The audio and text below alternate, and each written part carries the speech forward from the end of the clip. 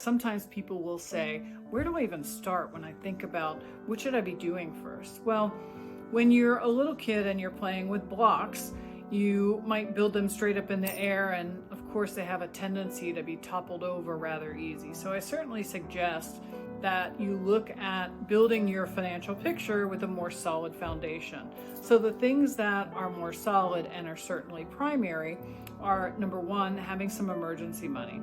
What if you need new tires, or your water heater goes up, or you have some other type of emergency? You need to have some resources that will allow you to be able to take care of those financial components.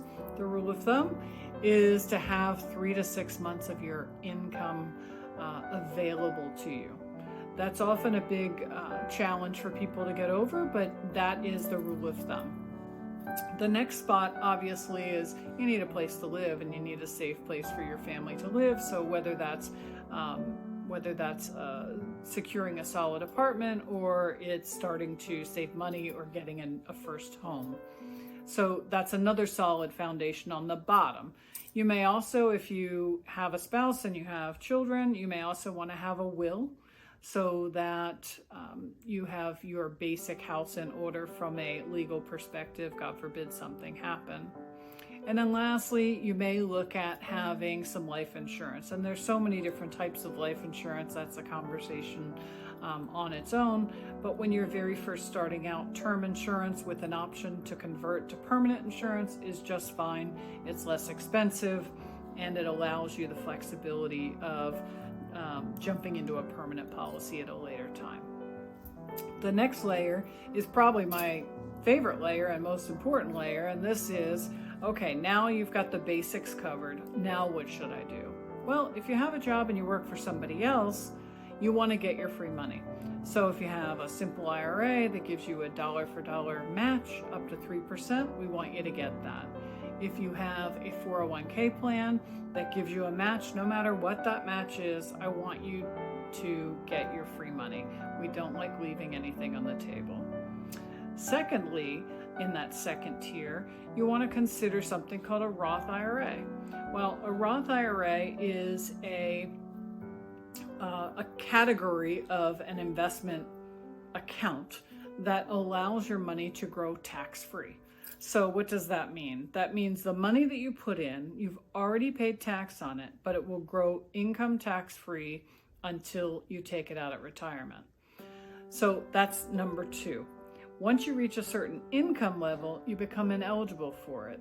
So I certainly would encourage you to maximize your Roth IRA until you make too much money.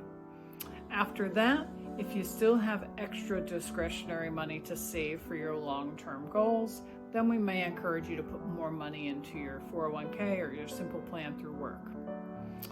After you've done layer 2, then you want to go on to doing some other things. You say, well, now what can we do? Well, if you have children, you might consider an education account for their college, or even for their undergrad in private school. And you might consider saving in a more permanent life insurance contract, or even putting money away into a mutual fund that is going to allow you for midterm savings. So if you say, I know that I have a goal in 5 years of doing something, and I have flexibility between 5 and 7 years, we can invest those dollars in an account that you can have access to. And then, of course, at the top, these are your lofty goals. These are the things that are really juicy when it comes to what you find significant and important in your life. So this may be a particular vehicle. It may be putting a pool in. It could be travel. It could be a second home. Your dreams, those are maybe on that mind map, and we can help you fill those in at the top. But we want to do it from a base level and build up from there, so you have a solid foundation and a lot of success in your picture.